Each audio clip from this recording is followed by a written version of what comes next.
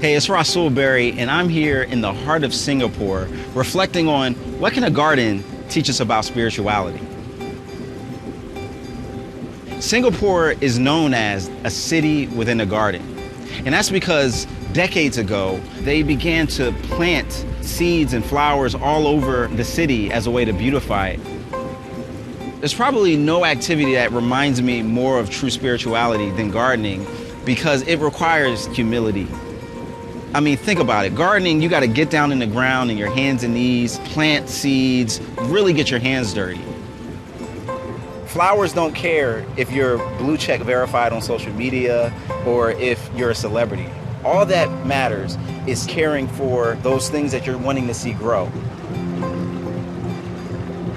This is probably why Jesus talked about this aspect of gardening and spirituality in John chapter 12. He said that unless a grain of wheat falls to the ground and is buried, it dies alone.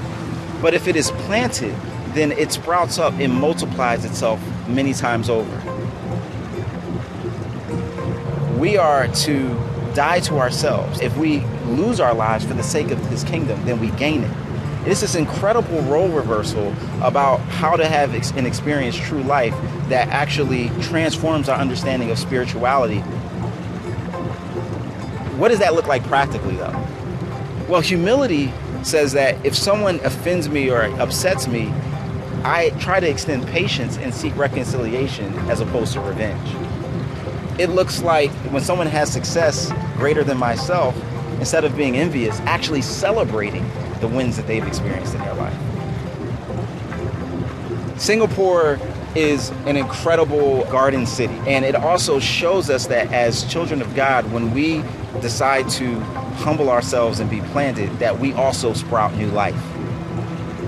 That is the essence of true humility, the essence of true spirituality, and what it looks like for us to die to ourselves so that we can flourish and grow like a garden.